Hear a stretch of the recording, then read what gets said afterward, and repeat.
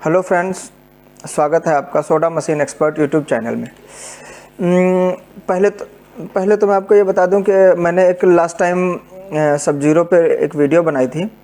जिन्होंने वो नहीं देखी है तो वो लोग देख ले जा करके। उसमें सब जीरो का इस्तेमाल कैसे किया जाता है, उसको कैसे सेट करना है, उसका रोल क्या है और उसका कैसे, अगर वो नहीं है तो उसका अल्टरनेट क्या है, वो भी सारे हमने उसमें बता रखे हैं। तो अगर आपने नहीं देखा है तो उसे देख लीजिए, उसमें बहुत सी अच्छी डिटेल है। ठीक है, अगर उसमें कोई कमी रह गई हो या कुछ आपको और जानना है उसके अलावा तो आप हमें बता सकते हैं कमेंट में, हम आपका उसका जवाब देते रहेंगे। तो आज ये सेक्शन हम कमेंट और रिप्लाई का सेक्शन है, फिर से स्टार्ट कर रहे हैं। इसमें हम सबका रिप्लाई करेंगे। तो पहले तो हम शुरुआत करते हैं। अभी अतुल अरिलाल ये कह रहे हैं आपका मोबाइल नंबर दीजिए। देखिए जी, मेरे मोबाइल नंबर यानी मेरा व्हाट्सएप नंबर लगभग हर वीडियो में डिस्क्रिप्शन में रहता है। आप वहां जाकर के आप देख सकते हैं, वहां पे आप व्हाट्सएप नंबर पे आप कमेंट कर सकते हैं। ठीक है, अपने जो भी अपनी प्रॉब्लम है वहां डाल सकते हैं, कोई दिक्कत नहीं है। ठीक है, उसके बाद में आते हैं अंकित गुप्ता जी, नंबर 1 प्रदीप भैया। थैंक यू अंकित जी, आपका ये प्यार है जो आप लोगों को इतना ध्यान देते हैं उस चीज़ के लिए। ठीक है, Sumit arts, very nice sir, thank you. अब आते हैं संदीप जी के ऊपर। संदीप जी ने एक बहुत ही अच्छा कमेंट कर रखा है। इनके problem, hello sir, pump motor पानी खींचते वक्त कभी कभी ज़ोर ज़ोर से आवाज़ करता है, क्यों है? अच्छा, यानी कि कहना ये चाह रहे हैं कि जो पंप यानी कि जो हमारा जो मोटर लगा रहता है, मोटर में जो पंप लगा रहता है ब्रास का, जो कि पानी खींचता है सोडा बनाने के लिए और कार्बोनेट के अंदर पुश करता है, ये उसके बारे में बात कर रहे हैं। उसके बाद में कह रहे हैं क्या है, नॉन रिटर्न चेंज कर दिया। नॉन रिटर्न यानी कि QCD जो डबल वाली होती है, QCD नहीं, ऐसे NVR सेट बोलते हैं, जिसमें पानी वाली पाइप जा कर के लगती है कार्बोनेट में, इन्होंने वो चेंज कर दिया है। पंप मोटर क्लीन किया है, ठीक है। वाटर पाइप भी चेंज कर दिया है, ठीक है। सर क्रिएटिंग नॉइस, अभी भी पहली बात तो संदीप जी और बाकी सब लोग ध्यान दीजिए, उस नॉइस का ये जितने काम आपने किया उससे कोई रिलेशन नहीं था। पहली चीज़ देखिए, नॉइस पंप से आ रही है, ठीक है, यानी पंप के अंदर कुछ प्रॉब्लम है। पहली बात तो देखिए, जब आप NVR सेट बदलना होता है वो कब बदलना होता है? आपने जैसे NVR सेट बदल दिया बिना जानकारी के, उसे बदलने की कोई ज़रूरत नहीं थी। NVR सेट प्रॉब्लम कब करता है? प्रॉब्लम करेगा तो वो क्या करेगा, पंप के थ्रू उल्टा टैंक में एयर फेंकेगा। यानी कि देखिए, NVR सेट में कुछ नहीं होता है। NVR सेट का काम होता है कि जो कार्बोनेट के अंदर पानी भरा है या गैस भरा है वो वापस ना जाए, उसका एक उल्टा मैकेनिज्म बना रखा है। तो उसमें क्या किया उन्होंने, उसमें स्प्रिंग और एक छर्रा रहता है, दोनों में, एक में अप रहता है, एक में डाउन रहता है, ठीक है। यानी ऊपर वाले से अंदर प्रेस हो जाएगा, उसके बाद में नीचे से आएगा तो वो लॉक लग जाएगा, उसी तरह नीचे वाले में उसके, तो ये इसमें डबल इसीलिए लगाया जाता है, ठीक है। तो पहली बात तो आपको NVR सेट बदलने की ज़रूरत नहीं थी, पहली थी। दूसरा, पंप मोटर क्लीन किया, ये तो बात सही है, ठीक है, पंप मोटर क्लीन कर लेना चाहिए कभी कभी। दूसरी बात, वाटर पाइप भी चेंज किया, इसकी कोई ज़रूरत नहीं थी। अगर आपकी पाइप सही है, प्रॉपर पानी का फ्लो आ रहा है, पाइप गंदी नहीं है, तो उसे चेंज करने जो गंदी है तो आप उसमें हल्के प्रेशर से थोड़ा पानी या गर्म पानी डाल करके भी साफ़ कर सकते हैं, कोई ज़रूरत नहीं थी, ठीक है। सर स्टिल क्रिएटिंग नॉइज़, अब बात आते हैं नॉइज़ के ऊपर। पहली बात तो आपको ये बता दें कि जिस तरह आपने नॉइज़ की प्रॉब्लम आ रही है, यानी कि ये पंप आपका नया नहीं है, ये पंप काफ़ी पुराना हो गया है, कम से कम 2 साल 3 साल ऐसे हो गया है चलते चलते। होता क्या है, पंप के अंदर होता है ब्रास का पंप, जैसे हम लोगों के घर में टुल्लू लगा रहता है, टुल्लू के अंदर भी एक पंखा होता है, जो पंखा पानी खींचता या कह दीजिए पानी, जो पानी मोटर तक आया है उस पानी को धक्का देता है ऊपर के लिए, ठीक है। इसी तरीके से इस पंप के अंदर पूरा ब्रास का रहता है, यानी कि पूरा पीतल रहता है अंदर, ठीक है। अब वो चलते चलते हुए मेटल है, चलते चलते या कह लीजिए कि उसके अंदर धीरे धीरे पानी के डस्ट पार्टिकल जाते रहते। अब वो फिर क्या करता है कि वो कलेक्ट हो जाते हैं, धीरे धीरे वो पार्टिकल बड़े होते जाते हैं। तो उस केस में क्या होता है, वो पार्टिकल अंदर जा कर के फंस जाते हैं। तब जा कर के ये नॉइज़ शुरू हो जाती है।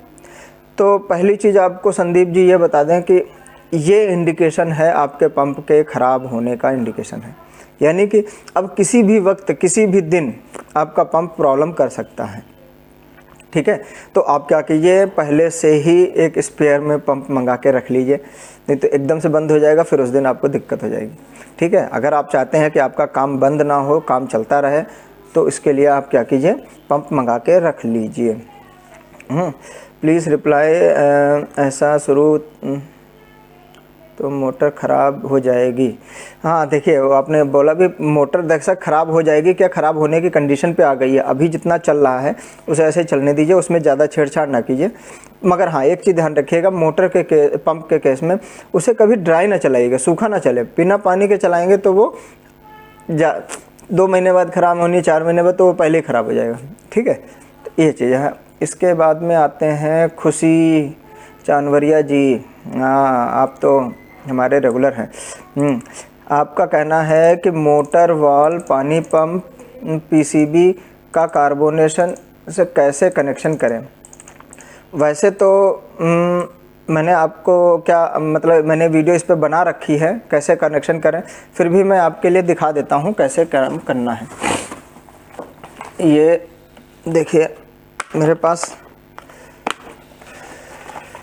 अब देखिए जितनी चीज़ें आप, पहली बात तो इनमें से वॉल का पीसीबी से कोई कनेक्शन नहीं है। तो आपने जो बोला है मोटर, पानी पंप और पीसीबी, इन 3 का, यानी कि पीसीबी का रिलेशन और कार्बोनेट, ये 4 चीज़ों का रिलेशन है। देखिए इससे क्या क्या कनेक्ट होगा, आपका पानी वाला पंप, आपका कार्बोनेट और ये आपका ये पीसीबी तो है ही। ठीक है, तो ये 3 मतलब ये आपका, अब इसका काम क्या है, इसका काम ये है कि जब कार्बोनेट के अंदर थोड़ा माल कम हो जाए तो इसे अपने आप स्टार्ट करना, किसको, मोटर को स्टार्ट करना, और जब भर जाए तो बंद करना, बस इसका काम इतना है। अब इसमें से ये काम कौन करता है, इसमें काम करता है ये रिले। ठीक है, ये रिले क्या करता है, रिले कट करके मोटर को स्टार्ट कर देता है और बंद कर देता है। अब रिले को इंस्ट्रक्शन कहाँ से मिलते हैं, रिले को इंस्ट्रक्शन मिलते हैं आपको कार्बोनेट के अंदर जो लगा सेंसर है, जो लंबी डंडी वाला सेंसर है, वहाँ से। अब देखिए कनेक्शन कैसे करना है, इसमें देखिएगा आपको एक जगह लिखा होगा पंप। अब जैसे इसमें अगर आप ध्यान से देख रहे हो तो इस तरफ लिखा है पंप, ठीक है, इस तरफ लिखा है 230 वोल्ट एसी, और इधर लिखा है, ये आपके 3 तार हैं, ये सेंसर के। ठीक है, तो आप पहले तो ये तो समझ ही गए होंगे कि इस वाले में हमें कनेक्ट क्या करना है, हमें पावर सप्लाई। ठीक है, पावर सप्लाई, ये डीसी करंट तो है नहीं कि प्लस माइनस, ध्यान देना, जो 2 तार आए हैं आपके बोर्ड से या इन्वर्टर से, वो दोनों इसमें लगा दीजिए, कोई ये एक इधर एक इधर। इसके बाद में आते हैं ये पंप में। पंप में भी ये चीज़, क्योंकि पंप भी आपका एसी मोटर है, इसमें प्लस माइनस नहीं देखना।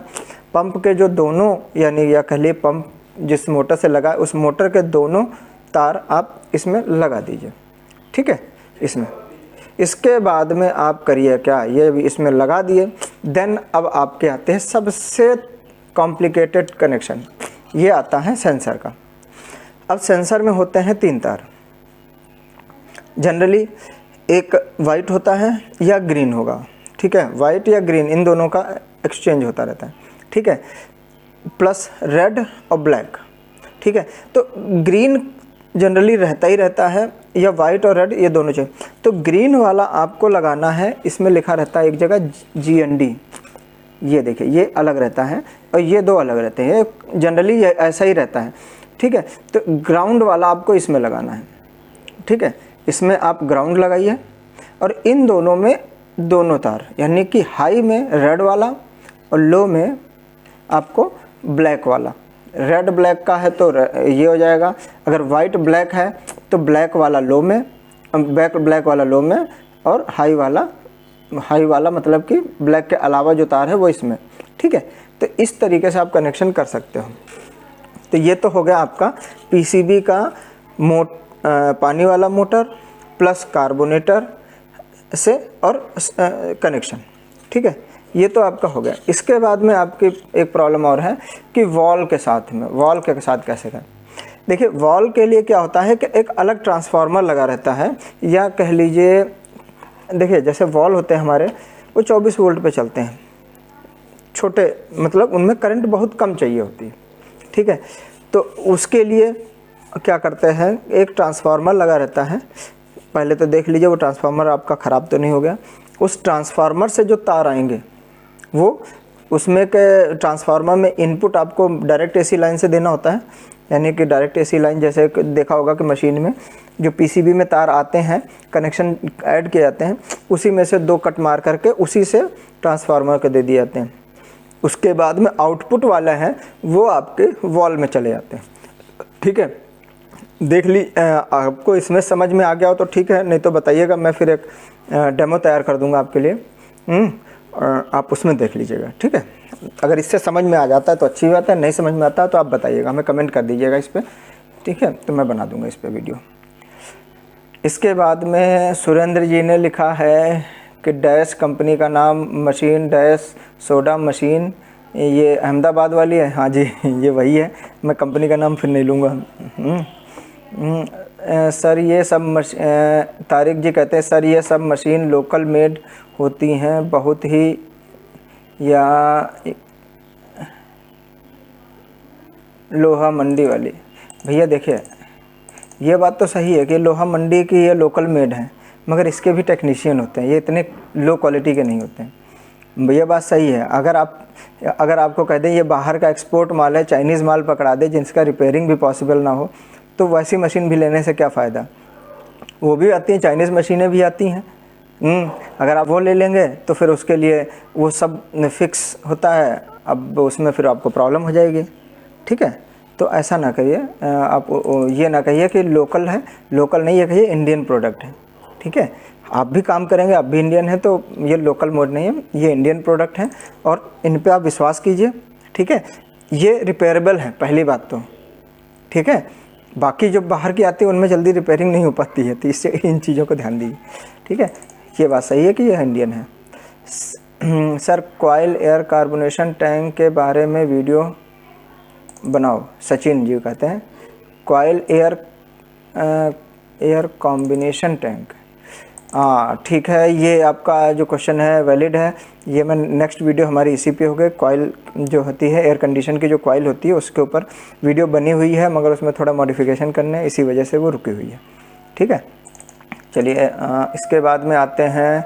सर आपका वीडियो सचिन जी कहते सर आपका वीडियो अच्छा लगा सर, मैंने मशीन टाटा एस मॉडल है, कस्टमर 10 मिनट के बाद सोडा मांगता है तो गर्म आता है। भाई देखिए सोडा गर्म कैसे आता है, होता क्या है, देखिए इसमें प्रॉब्लम ना कि आपकी गाड़ी की है ना मशीन की है, किसी की प्रॉब्लम नहीं है। प्रॉब्लम क्या है, जो कार्बोनेशन टैंक है, कार्बोनेशन टैंक से नीचे जाता है आपके जाल के अंदर, देखा होगा बड़ा सा जाल लगा है, उसमें सोडा जाता है।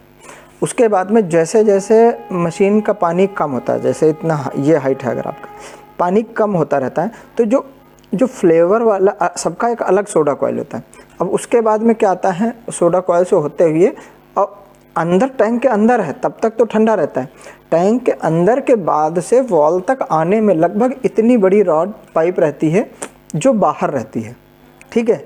अब जो अंदर है वो तो ठंडी है, जो बाहर है वो धीरे धीरे धीरे धीरे गर्म होती रहती है, और इस वजह से होता क्या, इस इतने एरिया में जो भरा सोडा है वो गर्म हो जाता है, ठीक है। तो प्रॉब्लम आपकी नहीं है, कुछ नहीं है, ये सबके साथ में प्रॉब्लम है। तो ऐसे केस में ये कर सकते हो आप कि थोड़ा सोडा निकाल दो, खाली उसमें सोडा निकालने का भी ऑप्शन आता है, खाली सोडा निकाल दो, उसके बाद में निकाल के दो, मतलब उसमें फ्लेवर ना निकाल करके खाली सोडा का पिन होता है। अगर नहीं लगा है तो लगवा लीजिए, बताइएगा, नहीं तो हम बता देंगे कैसे लगाना है। नॉर्मल धागा भी लगा सकते हो उसमें आप, उससे भी काम चल जाएगा। तो लगा दीजिए, उससे फिर आपको क्या थोड़ा सा सोडा निकाल दिया, उसके बाद फ्लेवर निकालिए तो सब ठंडा ही आएगा, ठीक है। चलिए ये हो गया। देन इसके बाद में आते हैं भारतेश जी। सर मशीन तो अभी नई है, पिछले लॉकडाउन से अब तक के 6 महीने चल चुके हैं, प्रेशर 80 रख रहे हैं लेकिन सोडा स्ट्रॉन्ग नहीं आता है, और सर सिरप पानी का नॉब अच्छे वर्क करते हैं। अब सिर्फ फुल नॉब करके और पानी का नॉब कम करके भी सिरप नहीं आता है। और सर टैंक का आपने बताया है कि उससे ज़्यादा रखा है। Please help. फर्स्ट वीडियो देख के ही मैं रिप्लाई कर रहा हूँ। चैनल सब्सक्राइब कर लिया है। पहली बात तो आपने चैनल सब्सक्राइब कर लिया, इसके लिए धन्यवाद। और मुझे लग रहा है कि इस चीज़ पे हमारी आपकी बात हो चुकी है। ठीक है, देखिए प्रॉब्लम क्या होता है कि जो ये प्रेशर जो आपके सोडा नहीं आ रहा है या फ्लेवर नहीं आ रहे हैं, इसके पीछे हो सकता है आपकी जो लाइन है वो कहीं पे चोक है।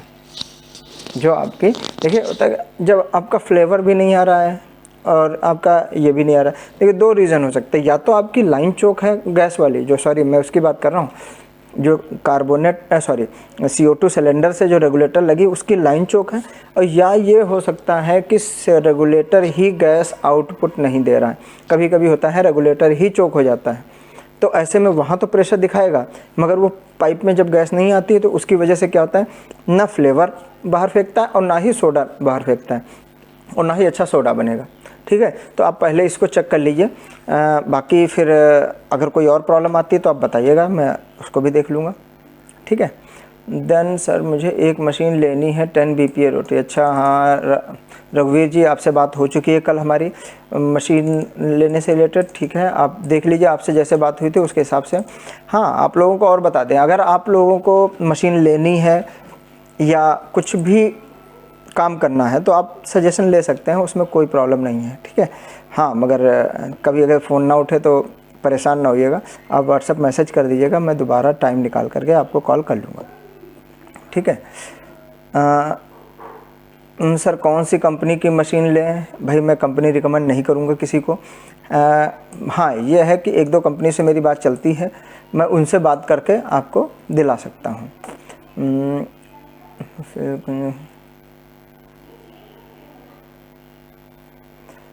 दिनेश जी, एक अच्छा माइक का इस्तेमाल कीजिए। माइक तो अच्छा है, उस बीच में मेरी तबीयत ख़राब थी जिस वीडियो पे आपने ये रिप्लाई किया है। हाँ, तुलेश साहू जी कहते हैं कि CO2 गैस कितना PSI का होगा? देखिए पहली बात तो CO2 गैस, अब यहाँ पे क्वेश्चन थोड़ा कंफ्यूजिंग है कि कितना PSI का होगा। तो पहली बात तो ये है कि आप सिलेंडर के बारे में बात कर रहे हैं कि जब नया सिलेंडर खरीद के, तब जब नया सिलेंडर खरीद के तो 1000 का PSI होना चाहिए उसमें। आप वहाँ पे रेगुलेटर लगा के चेक करा सकते हो कि 1000 PSI होना चाहिए उस समय। उसके बाद में बात आती है कि आप जब यूज़ कर रहे हैं तो हमारी मशीन में कितना रहना चाहिए। मशीन में हमारा जो कार्बोनेट के लिए जाता है उसको आप 100 तक ले जा सकते हैं, 100 क्या 110 तक ले जा सकते हैं। उसके ऊपर ले जाएंगे तो आपका सेफ्टी वाल्व ओपन हो जाएगा, उसके बाद में वो गैस उसमें रुकने नहीं देगा। ठीक है, ये चीज़। उसके बाद में जो आपके जो ये फ्लेवर टैंक हैं उनमें कितना रहे, उनमें आप 50 तक ले जा सकते हैं, 50-55, बहुत ज़्यादा तो 60, इसके ऊपर नहीं। इसके ऊपर मैं रिकमेंड, बल्कि मैं 50 के ऊपर भी रिकमेंड नहीं करूँगा, आप उससे ज़्यादा नहीं, वरना 20-30 तक में ही काम हो जाता है। ठीक है, तो आप इतना ही रखें, इससे ज़्यादा ना रखें। और इसके बाद में सर मैं छत्तीसगढ़ से हूँ। वैन मॉडल 6+2 मशीन है। आपने सोडा मशीन में बोटलिंग प्लांट का कार्बोनेट टैंक लगाए तो हमें बाहर सोडा मिले टैंक चेंज करने के पर। हाँ देखिए, आप कार्बोनेट आप चाहे जितना बड़ा लगा लीजिए। कार्बोनेट जैसे हम लोग जो नॉर्मली मशीन में लगाते हैं वो 4 इंच का होता है, आप उसमें 6 इंच का भी लगा सकते हैं, 8 इंच का भी लगा सकते हैं, उससे कोई दिक्कत नहीं है। ठीक है, तो कार्बोनेट से कोई दिक्कत नहीं है, आप चाहे जितना बड़ा लगाओ, मगर ज़्यादा बड़ा लगाओगे फिर उसमें प्रॉब्लम भी मतलब अगर मशीन मूवेबल है, यानी कि कह लिए गाड़ी वाली है, तो उसमें मेंटेनेंस में सब चीज़ में बहुत दिक्कत आती है। प्लस उसी हिसाब से उसको मोटर उतना ज़्यादा दे चलेगा उसको भरने में, तो आपकी बैटरी ज़्यादा कंज्यूम होगी। तो गाड़ी वाली मशीन में ज़्यादा बड़ा कार्बोनेट ना लगाइए। ठीक है, शॉप मॉडल है उसमें चाहे जितना बड़ा लगा लीजिए, कोई दिक्कत नहीं। ठीक है, चलिए यहाँ पे यहाँ पे लगभग सारे रिप्लाई हो गए हैं। अब पहली बात आप लोगों का बहुत बहुत शुक्रिया करूँगा कि हमारे जो फैमिली है वो 1000 प्लस की हो चुकी है।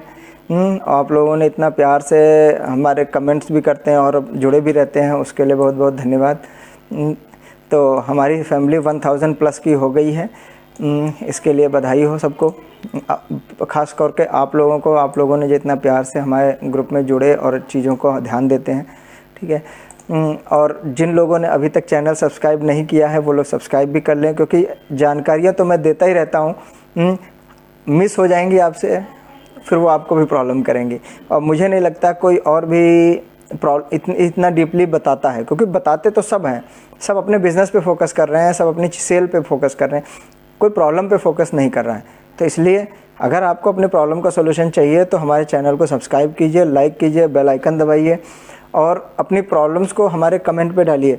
मैं अब रेगुलर बेसिस पे एक वीडियो बनाऊंगा जिसमें आप लोगों के कमेंट के रिप्लाई ही होंगे, और कोशिश करूंगा कि संडे को ही बना दूं, हर संडे को बनाऊंगा, जहां तक यही रहेगा। आज तो मैं मिड में बना रहा हूं, मगर आगे से मैं ध्यान रखूंगा कि हर संडे को आपकी जितनी भी प्रॉब्लम है उनका सोल्यूशन बताऊंगा। आप उसको रेगुलर फॉलो कीजिए। आप अपनी मशीन की प्रॉब्लम साल में आप नहीं ज़्यादा है जो मेंटेनेंस का कम से कम 5 से 10 हज़ार रुपये बचा सकते हैं अगर आप हमारे ग्रुप में जुड़े हुए हैं, ठीक है। इसके अलावा मैं कुछ और चीज़ें बताना चाहूँगा कि अगला जो वीडियो होगा, जैसे भाई साहब ने बताया था कि वो कॉइल से रिलेटेड, वो तो रहेगा ही रहेगा।